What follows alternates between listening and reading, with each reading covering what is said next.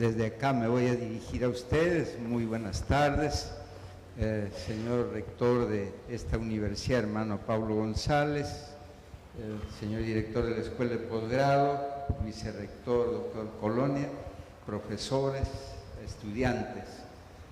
Para mí es de mucha satisfacción poder compartir con ustedes estas fechas jubilares, estando de por medio el que tengamos algunas reflexiones sobre la universidad. Ahora la universidad está al alcance de todos y eso que determina que ya no nos demos cuenta de la envergadura, de la elevación, de la majestad de esta institución.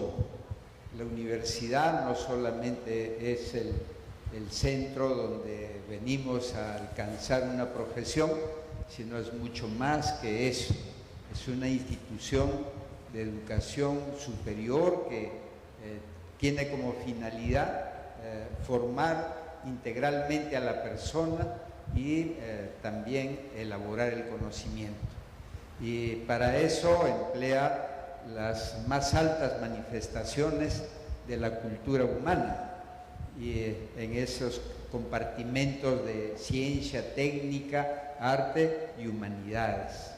Y a la vez también no solo se concreta a lo que puede ser lo estrictamente instruccional, sino también tiene funciones complementarias como la investigación, la extensión cultural, la producción de bienes y prestación de servicios.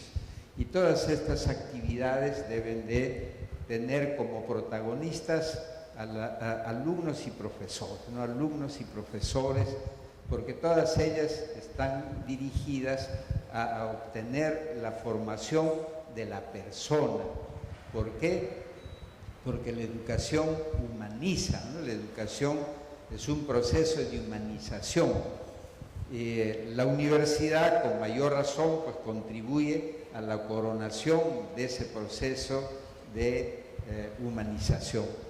Todos los que estamos en las universidades debemos de sentirnos privilegiados porque tenemos la oportunidad de compartir, de participar y de recibir todas esas influencias positivas, todas esas influencias formativas que los van enriqueciendo espiritualmente, que nos va orientando en nuestra vida, nos está marcando caminos ligados al ejercicio y a la práctica de los valores, de tal manera que los que estamos en las universidades tenemos que sacarle el máximo beneficio, el máximo provecho.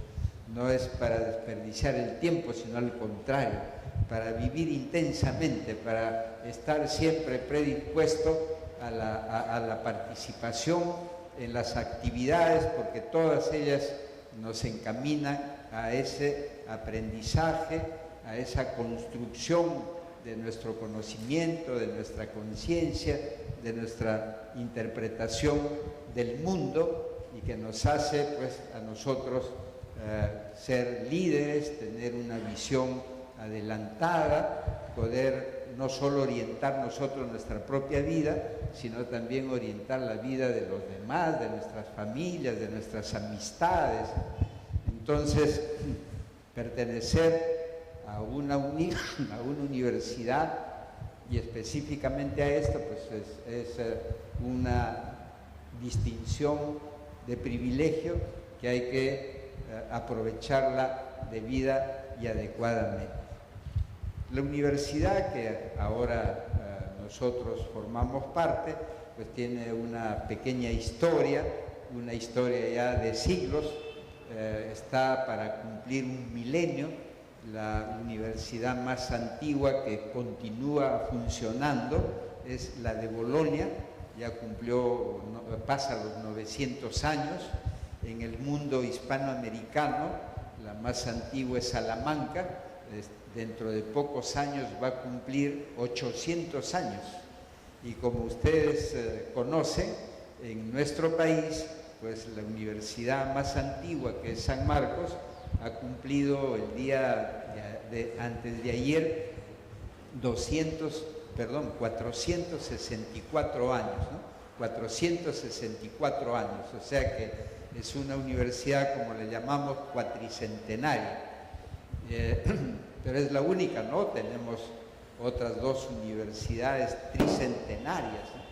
La que le sigue en antigüedad es San Antonio Abad del Cusco, que ha sido creada y puesta en funcionamiento desde 1692, entonces ya pasa los 300 años, ¿no? La otra que ha perdido su antigüedad es San Cristóbal de Huamanga, también debería de ser tricentenaria, pero por circunstancias de la propia historia, pues no ha tenido épocas de interrupciones, ha tenido una interrupción muy larga de 70 años y eso le ha hecho perder su antigüedad. Pero a partir de esto, ahora en el Perú hay alrededor de 140 universidades y soy partidario que no nos alarmemos porque en el mundo desarrollado se ha avanzado a la universalización de la educación superior. Entonces, ellos están universalizando la educación superior. Nosotros todavía no universalizamos ni la educación básica, ¿no? Y la prueba está en el analfabetismo, por eso hay analfabetos, si no, no habría analfabetos, ¿no? Y otros rangos, como por ejemplo los bajos niveles de cultura, de escolaridad, es decir, hay otras manifestaciones, por ejemplo el trabajo precoz, etcétera, ¿no? Pero el mundo de vanguardia ha avanzado hacia eso. Todos deben de pasar por la educación superior. ¿Por qué? Porque el avance de la ciencia, el avance de la tecnología es de tal magnitud que el que no tiene acceso a ellas se queda en condición de analfabeto. Por eso es que ahora ya no se habla de un solo analfabetismo, sino de varios analfabetismos. Vivimos la época de la globalización, entonces ahora hay el analfabetismo en la propia lengua, en la lengua materna, pero hay el otro analfabetismo, por ejemplo, del idioma extranjero. Entonces el que no sabe idioma extranjero es analfabeto, el que no maneja la informática es otro analfabeto, el que no maneja la lógica también tiene otro nivel de analfabetismo, y las matemáticas igualmente, ¿no? ¿Por qué? Porque son universales, porque vamos a necesitar en un mundo globalizado de las culturas regionales y nacionales, pero también de una cultura universal que haga que nos entendamos entre todos, y para eso se requiere un idioma también universal. Siglos atrás fue el latín era el idioma universal. En las universidades se estudiaba latín, en las universidades las clases eran en latín, el alumno tenía que saber latín, las graduaciones también se hacían en latín. Ya el siglo pasado, el antepasado, fue perdiendo eso, ya para el siglo pasado ya desapareció el latín como la lengua universal, ¿ya? Ahora ha quedado solo para sus raíces griegas y latinas que se emplean en la ciencia y la tecnología, pero antes se hablaba. Apareció un intento de lengua universal desligada de países que se llamó el Esperanto, pero lamentablemente ha desaparecido. Entonces se le yergue en el mundo como una lengua universal el inglés, ¿no? Entonces ahora el inglés tiene que saber prácticamente todo el mundo. ¿Por qué? Porque los países desarrollados que ofrecen becas, puede ser Japón, pero le ofrece becas a cualquier otro universitario de cualquier otro lugar del mundo, pero le pide el inglés porque las clases le van a dar en inglés. Israel también da becas y las becas son en inglés. Entonces, no solo es la lengua universitaria, sino es la lengua del mundo. Así es que por estos tiempos que vivimos, pues se ha extendido la formación a nivel superior, solo que en nuestro país nos alarma mucho. Yo considero que no es asunto de críticas a las cantidades, sino de hacer todo lo posible porque las universidades puedan mantener un nivel de calidad que justifique esa envergadura. Pero yo les decía que esta universidad que aparece para el mundo occidental, ¿no? Para el mundo occidental aparece en Europa en el medioevo, y por eso es que le decía que Bolonia es la más antigua. En España había otra que era Palencia, la Universidad de Palencia, y bueno, queda Salamanca, y Salamanca fue fundada en 1218, entonces desde esa fecha funciona, y como saben, alcanzó muchísima prestancia, un gran privilegio, un gran prestigio, y por eso es que era la mejor universidad española y también en Europa.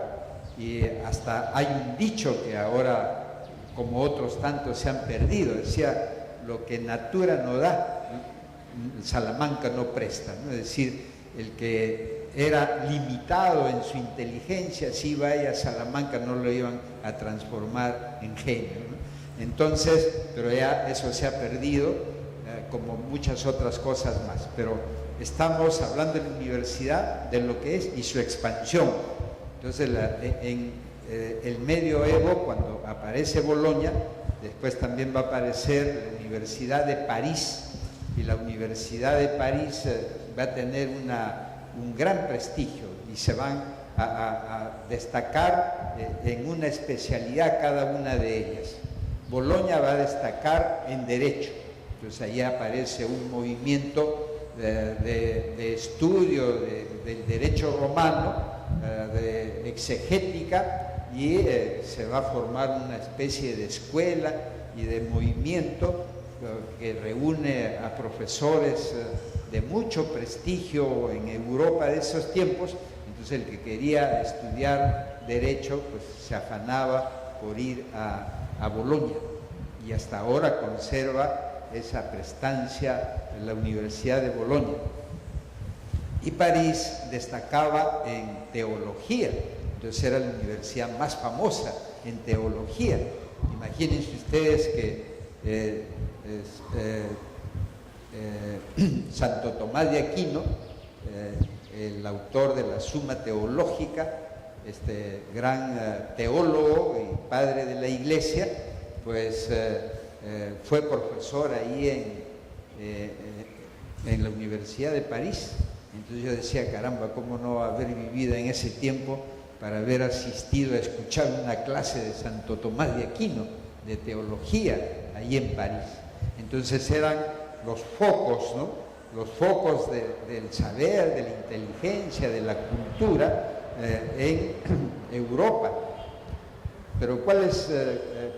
Y se van multiplicando en los otros países europeos, y yo me imagino con las reacciones que tenemos ahora nosotros, como en ese tiempo también dirían: uy, la universidad está regándose por todos sitios, y estaban apareciendo por todos sitios las universidades. En la Edad Media comienzan a partir de estas universidades que van a ser tales por una característica. ¿Cuál era la característica? Que tenían por lo menos las 4 facultades con las cuales pasaba a ser o estudio general o universidad, cualquiera de las dos denominaciones. Unos le llamaban estudio general, otros la universidad, pero para que fuera tal tenía que haber la Facultad de Artes, que era la facultad por la cual se adquiría los conocimientos previos de filosofía antes de estudiar las otras facultades, que era teología, que era leyes o derecho, y que era también medicina.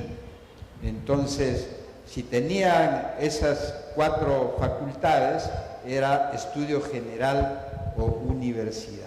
Entonces van a aparecer muchísimas en los diferentes países de Europa, y como a partir de la más antigua que se conoce, de 1200, pero antes tiene su antecedente en los conventos, en los monasterios. El antecedente más inmediato de estas universidades van a ser las llamadas escuelas monacales, o escuelas conventuales, o escuelas catedralicias, porque al haberse desintegrado el Imperio Romano, dejó de haber una difusión de la cultura. Entonces los rezagos de la cultura, las concentraciones de la cultura estaban en los conventos. Entonces en los conventos teníamos a las personas más ilustradas, tenían las mejores bibliotecas, tenían las obras clásicas griegas y latinas. Entonces eran las personas con mayor cultura, y comenzaron un experimento de compartir esa cultura que tenían, y por eso convocaban a los jóvenes de ese tiempo allí a los atrios de las catedrales, de los monasterios y de los conventos, y comenzaban a compartir con ellos estos conocimientos. Entonces ese es el germen inmediato a lo que después le vamos a llamar universidad. Y por eso es que las universidades van a estar ligadas a la Iglesia, es un aporte de la Iglesia a la humanidad, y todas las universidades tenían su capilla, tenían sus directores espirituales y los grandes profesores de teología. Y así va a pasar el tiempo, saltamos, dejamos Europa y nos venimos aquí a nuestro país, y ya saben que América va a ser descubierta en 1492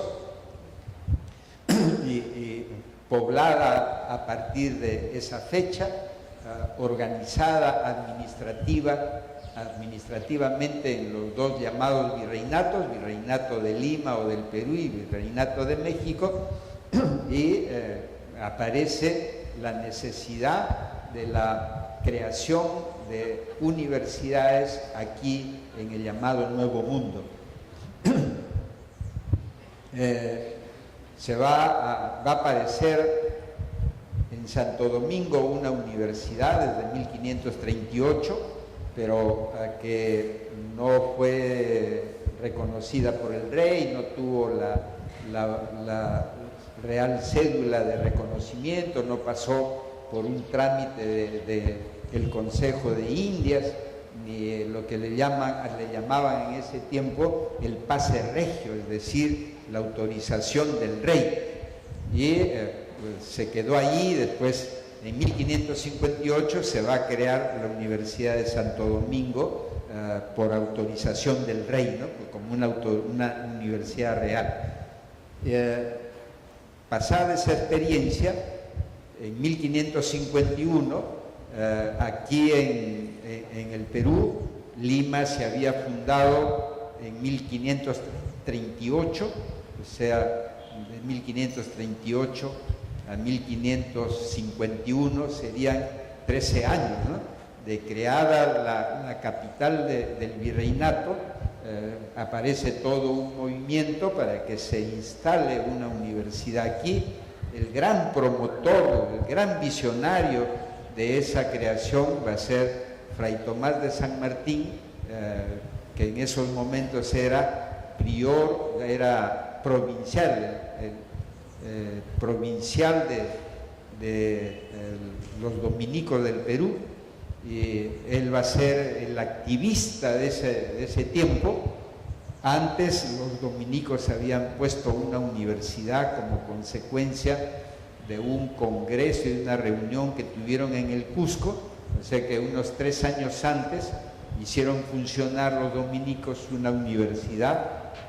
Entonces tenían ambientes, tenían experiencia y también tenían unas rentas para que funcionara esa universidad, pero se presentaba la ocasión que tuviéramos una universidad real y entonces viene la idea de pedirle, de solicitarle al rey de España, que en ese momento era Carlos V de Alemania y primero de España, y el emperador Carlos V. Así es que el Cabildo de Lima va a mandar como procuradores a Fray Tomás de San Martín, este provincial de los dominicos del Perú, y a uno de los conquistadores, el capitán Jerónimo de Aliaga. Van encomendados a España para gestionar la autorización para la universidad. Y Fray Tomás de San Martín pues llega hasta Valladolid. Ahí estaba la reina madre, Juana, la madre del emperador, y ante ella hace toda la defensa de la necesidad de crear la universidad aquí en el Virreinato de Lima, y así es que consigue la autorización. Se expide la Real Cédula el 12 de mayo de 1551 en Valladolid. Entonces va a ser la primera universidad del continente con todas las formalidades, con la autorización real, y con 20 años después, en 1571, el Papa Pío V también da su breve ratificando la creación de la universidad y a la vez dándole la calidad de pontificia. Así que para su relanzamiento en 1577, la universidad ya tiene nombre y se va a llamar Real y Pontificia Universidad San Marcos de Lima. Y entonces tenemos una tradición universitaria en el Perú y una tradición y una historia de la universidad ya muy rica, ¿no? Ya de 464 años. Se convirtió en toda esta zona en un foco cultural. De todos los lados del virreinato venían a estudiar aquí. Hay unos ejemplos que les pueda poner, a uno lo van a conocer más que otro. Uno es José Joaquín Larriba, que como saben ustedes, él viene de Quito, ¿no? Era de lo que hoy sería el Ecuador, y también han estudiado unos argentinos, chilenos, de todos sitios. Entre los argentinos está un Antonio León Pinelo, ¿no? Que va a ser un sabio que se va a ir a trabajar en los archivos de Sevilla, ¿no? En los archivos de Indias. Así que vamos a tener la universidad aquí con la formación que les decía, la Facultad de Artes, la Facultad de Teología, la Facultad de Cánones, la de Leyes y la de Medicina. Entonces, toda esta, lo que ahora somos, pues ha comenzado en 1551 con la creación de la universidad, y se ha ido enriqueciendo, se ha ido expandiendo, de tal manera que ahora la mayoría, o hay un porcentaje todavía pequeño. Imagínense, somos 30 millones de peruanos, y yo les preguntaría, a ver, ¿qué porcentaje de esos 30 millones estaremos en las universidades? Les pregunto. No, 2% con las justas, ¿no? Porque si contamos 1 millón, largamente, si contamos 1 millón, 30 entre 1 millón, que sería, ¿no? Estamos con la tercera parte, estamos con una cantidad relativamente pequeña, ¿no? Que en relación a los otros países y los llamados desarrollados, pues tienen una población que ha pasado por las universidades mucho mayor, mucho más amplia. Y eso también es uno de los signos del tercermundismo, pues, ¿no? Una población amplia, pero con bajo nivel de cultura, con bajos niveles de educación y de calificaciones. Entonces tenemos gente que va a trabajar empíricamente porque no tiene las calificaciones que las va a recibir con la educación sistemática, ¿no? Con la educación oficial. Pero después, ya les dije de San Antonio Abad del Cusco, que también tiene ahí unos promotores importantes, el obispo Molinero, ¿no? Es un obispo que va a ser enviado al Cusco como obispo, pero va a ser muy activo, y entre esas inquietudes que él tiene, va a promover que lo que era el seminario de San Antonio Abad del Cusco fuera convertida en una universidad desde 1692, y entonces Cusco tiene su universidad, es la Universidad Nacional del Cusco, desde ese tiempo que viene funcionando.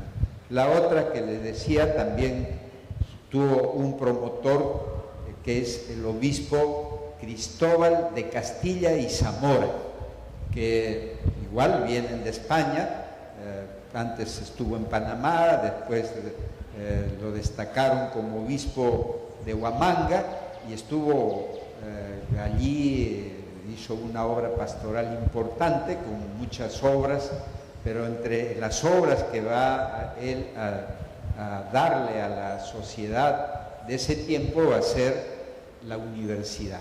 Entonces, ¿por qué?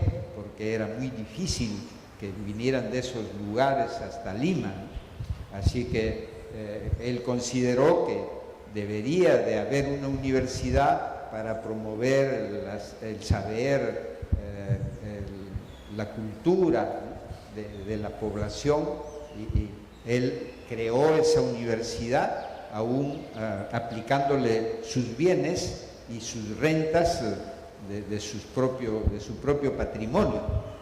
Pero fue designado obispo de La Plata, tuvo que irse a Chuquisaca, a las zonas de la actual Bolivia, pero ya dejó la universidad fundada. El obispo que viene después, pues lo va a poner en actividad en 1704. ¿Quién es ese obispo? Su apellido es Ladrón de Guevara, ¿no? Igualmente muy activo. La universidad que estaba por ese momento nominalmente, pues la puso en actividad, y ahí sí comenzó a funcionar con las cátedras que él le dotó de rentas. Entonces, nuestra universidad en el Perú también tiene esa misma impronta de Europa y particularmente de España. Va a estar ligada a la Iglesia y los eclesiásticos ilustrados, cultos, que además tenían una gran visión de la mejora, el progreso, impulsaron la formación de universidades. Y todo el resto de la colonia vamos a pasar con 4 universidades. En la República, Bolívar va a estimular la creación de 2. Una va a ser la Nacional de la Libertad o de Trujillo, de 1824, y la otra de Arequipa, que va a ser el resultado de las inquietudes de una academia que había ahí lauretana, y la van a hacer funcionar con el nombre de la Universidad del Gran Padre de San Agustín, y está funcionando desde 1828 esa universidad. Con estas 5 vamos a llegar hasta 1917. ¿Qué universidad aparece en Lima en 1917?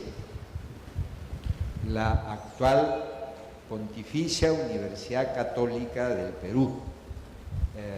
Aparece como Universidad Católica. ¿Quién es su promotor? El padre Dintilac, ¿no? Un padre francés que viene al Perú y de la misma manera tiene la proyección de el valor de la educación y también el valor de la universidad, y él va a pedir las autorizaciones al Estado peruano, y el Estado peruano, pues en marzo de ese año, de 1917, le autoriza el funcionamiento de la Universidad Católica. Y así es que ya por el año 42 va a recibir la confirmación papal y a partir de esa fecha va a ser la Universidad Pontificia, ¿no? Universidad Católica del Perú. Y luego, hasta el 50, donde van a aparecer otras universidades, primero nacionales, la UNI es que es la Universidad ahora Nacional de Ingeniería, pues aparece en 1876 como la Escuela de Ingenieros Civiles y de Minas. Ahí fue el gobierno de ese entonces, el presidente de ese entonces, que tuvo esa gran visión de formar ingenieros, porque se habían comenzado a construir los ferrocarriles y a explotar las minas, y el Perú no tenía ingenieros. Habían doctores en ciencias que estudiaban en San Marcos, pero no ingenieros. Entonces, no había ingenieros ni para que representen al Estado, de tal manera que el presidente de ese entonces pidió que se contratara al mejor ingeniero de Francia para que este ingeniero representara al Estado en los contratos de la construcción de los ferrocarriles.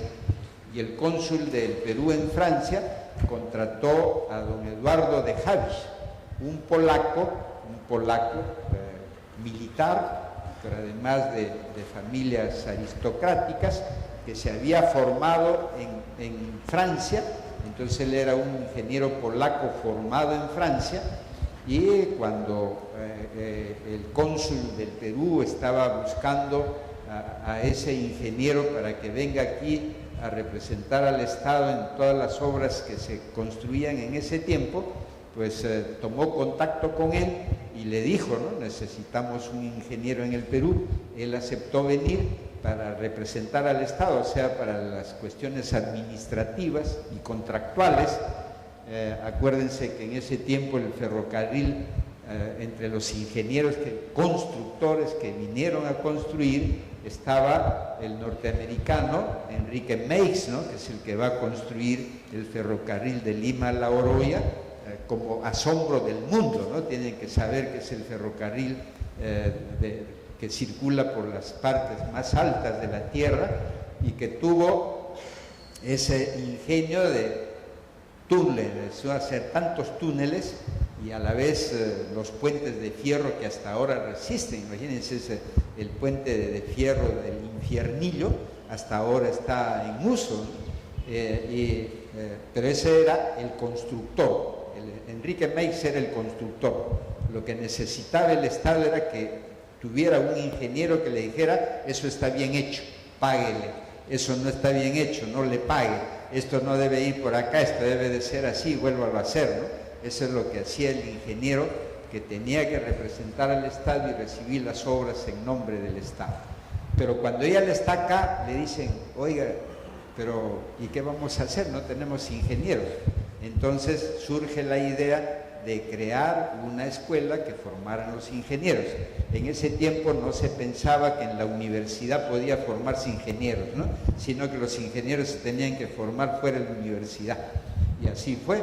Se pone la escuela, pero Havish regresa a Francia por indicación del gobierno a hacer un paseo por todas las escuelas, las mejores escuelas de ingenieros de Francia. Entonces trae un esquema muy importante, hace una organización de la escuela de ingenieros, compran por primera vez los mejores laboratorios, pero va a funcionar desde 1876. Mala suerte la nuestra de haber tenido el problema con los chilenos, que saben, invaden Lima y destruyeron la escuela de ingenieros. Según las referencias históricas, también se llevaron los laboratorios. Ya saben que en San Marcos lo convirtieron en cuartel, y también se llevaron libros, documentos, laboratorios. Por esos tiempos estaba aquí Antonio Raimondi, que ustedes lo conocen, les doy nombre de lo que se conoce, ¿no? Antonio Raimondi también fue contratado por Havish junto a otros franceses y polacos, y él va a hacer funcionar la escuela de ingenieros con profesores extranjeros hasta que se formaran los propios ingenieros, ¿no? Y se declaró que los bachilleres en ciencias, los doctores en ciencias y los estudiantes de ciencias de San Marcos podían trasladarse a la Escuela de Ingenieros para estudiar ingeniería, y así fue. Entonces, después de este descalabro y de esta destrucción de la guerra, pues se reinició, se restauró y funcionó hasta 1957, en que se la convierte en universidad. Y entonces a partir de esa fecha va a ser la Universidad Nacional de Ingeniería, ¿no? Y se va a crear una universidad en Ica, que es la San Luis Gonzaga, y también va a aparecer en Huancayo una universidad que como tal funcionó poco tiempo, la Universidad Nacional del Centro. ¿Quién fue su promotor? Un geógrafo, el autor de las 8 regiones del Perú, que se llama Javier Pulgar Vidal, que a su vez también fue promotor de la creación de una universidad en Colombia, en Bogotá, Tadeo Lozano, y que lo recuerden y lo tienen presente perfectamente. Fue un peruano muy dinámico, muy activo, además con una visión tan grande de la educación, que ahí en Colombia promovió la creación de esa universidad. Aquí en el Perú también promovió la creación de la Universidad Comunal del Centro. ¿Qué significaba? Él habló con las comunidades campesinas, los sindicatos, los comerciantes, la población, con todos, los convenció que todos tenían que unirse para tener una universidad. Y se creó la universidad así, con ese nombre, Universidad Comunal del Centro, que es la única experiencia en el Perú de un tipo de universidad como ella, ¿no? De haber amalgamado a toda la población para que toda la población coincida en querer tener una universidad. Pero esa amplitud también determinó una heterogeneidad, y cuando hay mucha heterogeneidad hay peligro, ¿no? Y el peligro es la desintegración. Entonces tuvo muchos conflictos y muchos problemas. ¿Y cuál fue la salida? La nacionalización de la Universidad Comunal del Centro. Entonces la actual Universidad Nacional del Centro es la continuidad de la Universidad Comunal del Centro. Pero a la vez Javier Pulgar Vidal puso filiales en otros lugares del Perú, por ejemplo en Cerro de Pasco, ¿no? Que eran lugares muy abandonados y olvidados en servicios públicos, y entre ellos el servicio de la educación.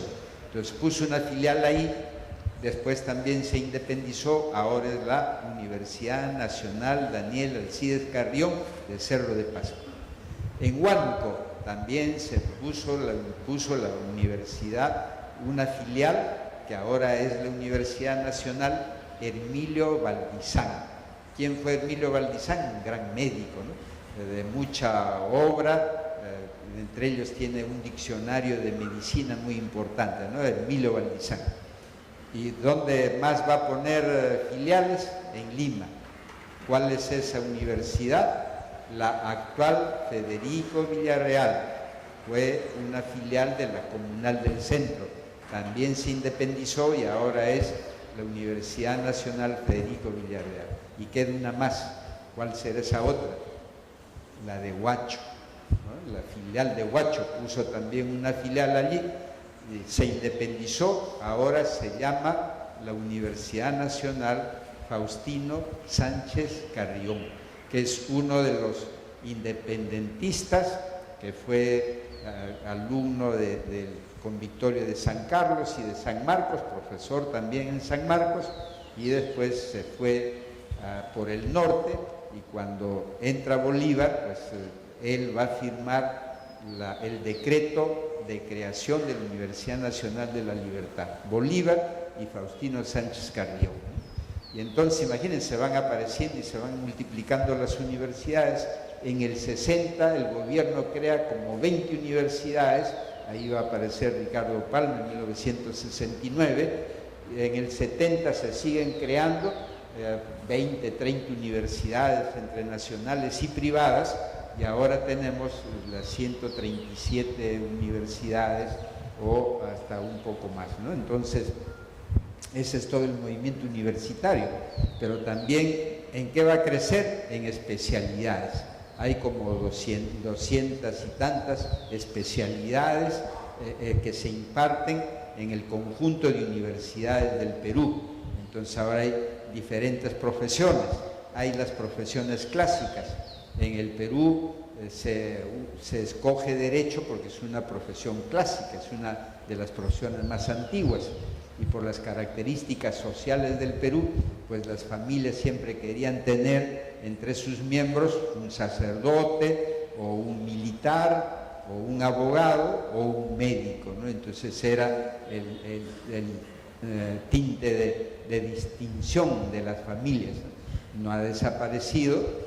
Lo que debemos de saber que en el Perú estudian Derecho no solo pensando en que van a vivir de esa profesión, sino hay una población importante que lo tiene como segunda profesión, ¿no? Y lo hacen porque quieren ser doctores, quieren que les digan doctores, aunque legítimamente el abogado no es doctor, pero el trato que se les da desde tiempo atrás, tradicionalmente, de doctor. Es lo mismo que el médico, ¿no? El médico es médico.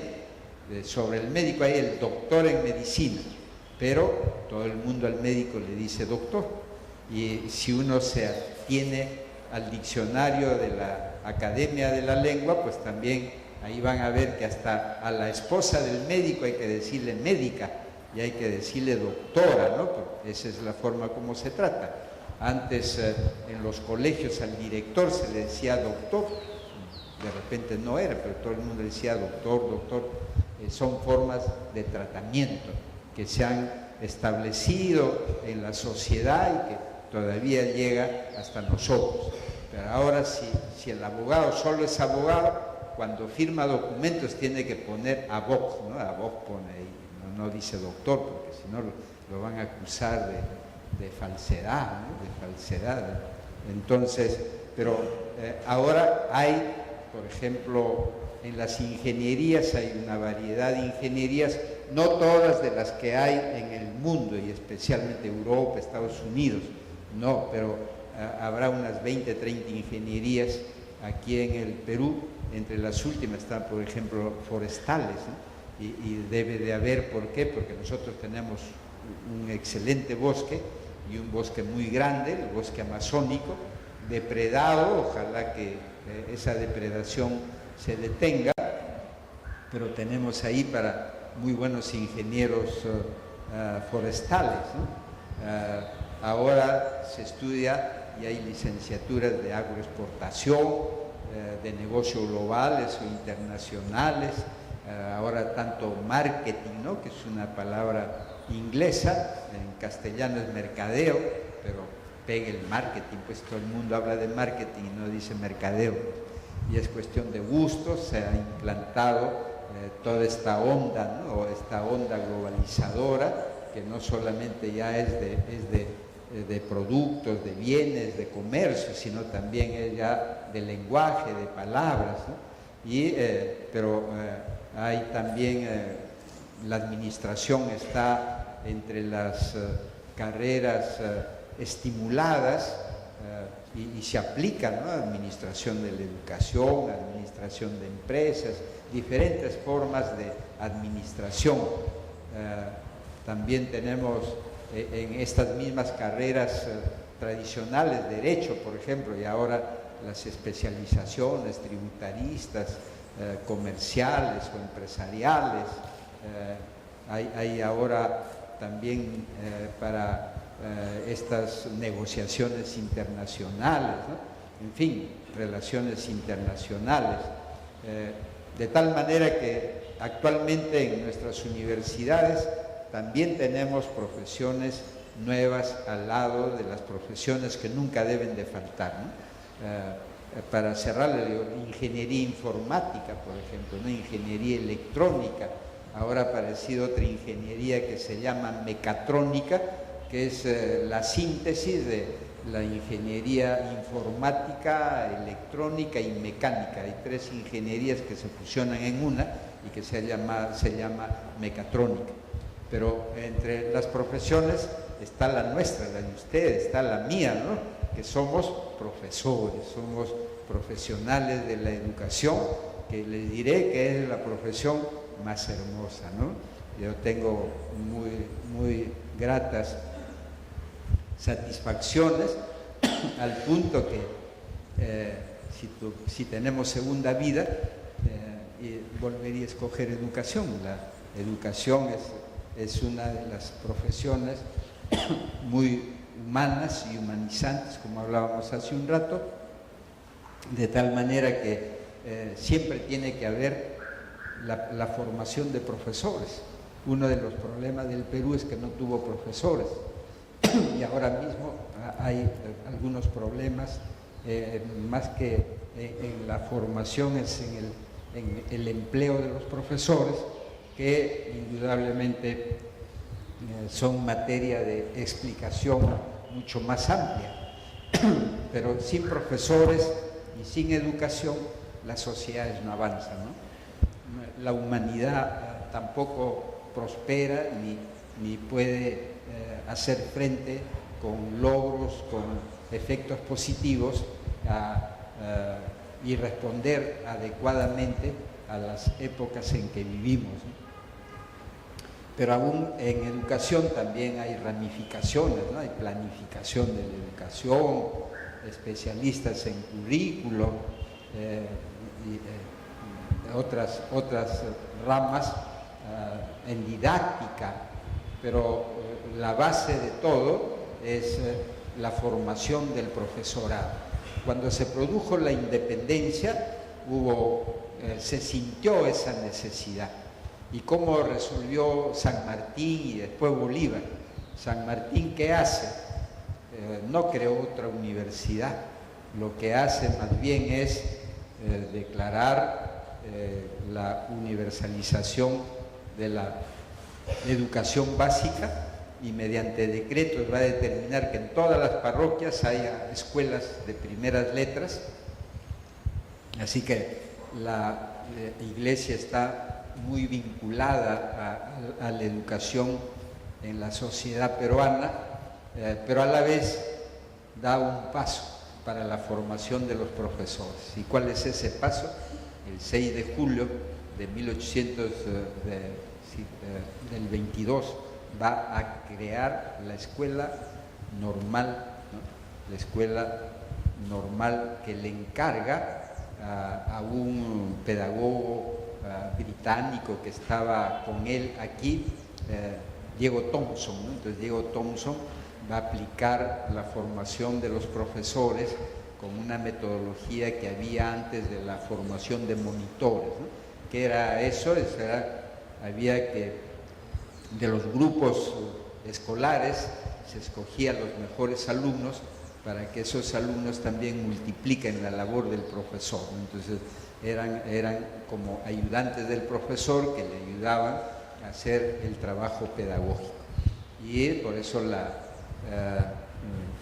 ahora se llama Universidad Nacional Enrique Guzmán y Valle, pero esa es la prolongación a lo largo del tiempo de la escuela normal que creó San Martín el 6 de julio de 1822, y por eso el 6 de julio entre nosotros es el Día del Maestro, ¿no? Recordando esa fecha, el día que se crea la escuela formadores de maestros. Y el otro paso que da es crear la Biblioteca Nacional, ¿no? Entonces, la Biblioteca Nacional, ¿para qué? No solo para los niños y los jóvenes, sino para que toda la población tenga la oportunidad de leer y a través de la lectura culturizarse, educarse, ¿no? Humanizarse. Y esa biblioteca, ¿cómo se conforma? San Marcos da su biblioteca, ¿no? Y da como 50.000 libros en ese tiempo, ¿no? Otras bibliotecas particulares que también donaron, pero algo sumamente importante, el mismo general don José de San Martín dona su propia biblioteca, que dicen que era como de 800 libros. Era un general culto. Él iba a las batallas con la mula llevándole los libros. Y eran épocas pues de caballerosidad, en que en las horas donde no había batallas, el general se ponía a leer. Entonces, eso es lo más bonito, ¿no? Porque la lectura es uno de los medios de las prácticas sociales que hay que cultivarlas. El autoaprendizaje va a reposar sobre la lectura y hay que hacerla, hay que practicarla. Ahí, por ejemplo, hay otra estadística donde nuevamente nos ratifica como tercermundistas, ¿no? Mientras los países desarrollados tienen altos índices de lectura social, que toda la gente lee, no solamente leen los que estudian, y no leen para la víspera de los exámenes, sino leen permanentemente. Hay costumbre de comprar libros, de regalar libros, de tener efectivamente una biblioteca de verdad, no una biblioteca pintada en la pared, ¿no? Pero aparte de eso, también hay servicios públicos de bibliotecas en que hasta le mandan a la casa el libro, ¿no? Y la persona, después de leer, pone ahí en las oficinas de correos para que devuelvan el libro. Entonces también hay facilidades para eso. Ahora ya pues mucho más, el que no lee ya no tiene perdón, porque hay libro electrónico, libro en el celular, en el iPad, y en cuanto otro sitio existen libros en miniatura, no sé si han visto unos libritos en miniatura que ya no ocupan ni sitio ya. Entonces ahora hay que leer, y ese sería mi mensaje final. Con mayor razón los que somos profesores y los que vamos a ser profesores. Ustedes, jóvenes estudiantes, van a tener que asumir esa conciencia y esa responsabilidad, y a la vez rescatar en la sociedad peruana la valoración del maestro, ¿no? El maestro está muy devaluado, no tiene la estimación social, y eso es una pérdida muy grande, ¿no? Frente a lo que todavía subsiste en Europa, subsiste en Estados Unidos, la valoración del profesor. Entonces el profesor es profesor y todos lo van a respetar, ¿no? Y todos lo van a querer, y va a recibir privilegios de muchas en los actos de su vida, ¿no? Pero a la vez eso le compromete pues a ser modelo, porque esa es la clave del profesor, ¿no? La clave del educador. Acuérdense ustedes, la mejor educación es la educación por el ejemplo, ¿no? Entonces, si el profesor es lector, le va a contagiar y le va a proyectar a sus alumnos ese hábito, esa costumbre, esa pasión. Yo digo, en los tiempos que vivimos, el arte del profesor va a consistir en eso, en hacer que la lectura se convierta en una actividad placentera, en una actividad que nos guste, porque ahora a la gente que no tiene la costumbre de leer, ¿qué cosa es lo que pasa con él? Abre un libro y es como si hubiera tomado una pastilla para dormir. Ahí mismo bosteza, le da sueño y prefiere pues ver un programa de televisión y no leer. Y entonces se ha perdido la costumbre de lo que antes se llamaba libro de cabecera, ¿no? Entonces las personas tenían su libro de cabecera. ¿Qué significaba eso?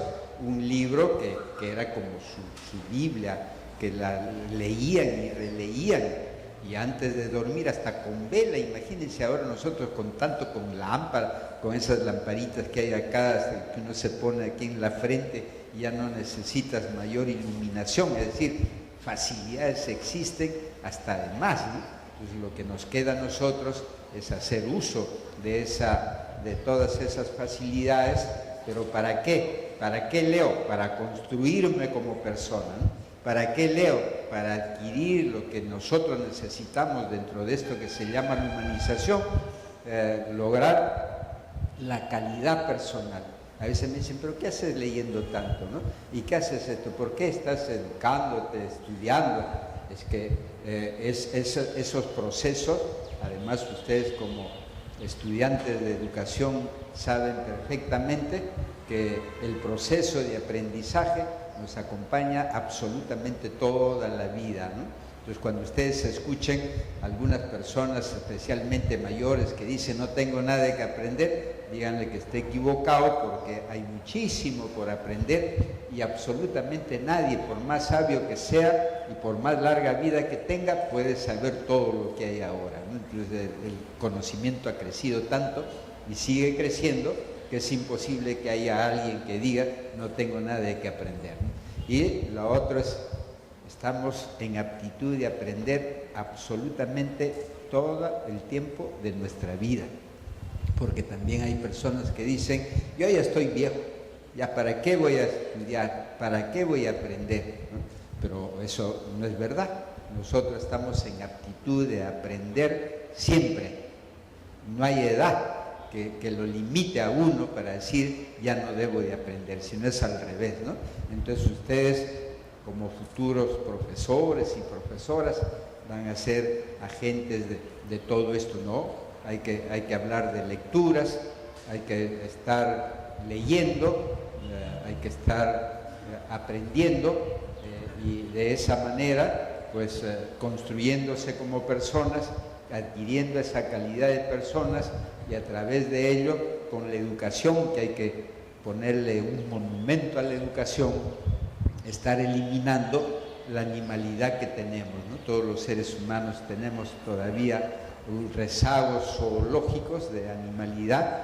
Una muestra de ellos es la violencia. Cuando vean ustedes a una persona colérica, irascible, irracional, ahí le ha salido la animalidad, ¿no? Ahí está hecho un felino, no está hecho un ser humano. Y la educación es un freno, ¿no? La educación es un medio de control. Entonces la educación nos controla y ahí va estableciendo la diferencia entre el que es persona educada y la persona que no es educada. Les digo una anécdota antigua, clásica. Dicen que uno de los 7 sabios de Grecia, en una sesión en el Ágora, le preguntaron, ¿no? Le dijeron, oye, tú que sabes que eres el sabio, quisiéramos que nos digas qué es la educación. Y este sabio no les contestó, sino le dijo, en el momento no les puedo decir qué es la educación, les pido un plazo, y después de ese plazo sí les voy a decir qué es la educación. Entonces a cada rato le recordaban al sabio y le decía, oye, ¿cuándo nos vas a decir qué es la educación? Entonces le dijo, ya, lo reunió en el Ágora, o sea, en la plaza, y le dijo, ustedes me han preguntado qué es la educación, ahora les tengo la respuesta. Y le dice, esta liebre es salvaje y esta liebre está domesticada. Ahora van a ver ustedes, miren, y ahí van a tener la respuesta de lo que es educación. Entonces soltó a las 2 liebres, y según esta anécdota se señala que la liebre silvestre atacó a la liebre domesticada. Entonces dijo, ahí está la respuesta de lo que es la educación, pues, ¿no? Así que imagínense ustedes, la educación hay que asumirla como ese proceso de aprendizaje, y a través de él de enriquecimiento de nuestra persona y de este labrado, de esta escultura que somos nosotros los seres humanos, y a la vez pues también estar adquiriendo esa calidad de personas. Y ahí estaremos no solo marcando la diferencia entre la persona y los demás, sino siendo agentes activos en que vamos a recomendar que los otros también estudien, que los otros también aprendan, que vayan mejorando todo este bagaje que necesitamos de conocimientos y de experiencias para ser personas de bien, ¿no? Personas de bien dentro del grupo, dentro de la sociedad. Eso es lo que necesitamos ser nosotros, personas de bien, y proyectar todo eso a los demás. Y es posible hacerlo, ¿eh? Y así que ustedes están en ese camino. Yo los felicito por este aniversario de la Universidad Marcelino Champagnat, y les ratifico que me encuentro muy contento con ustedes.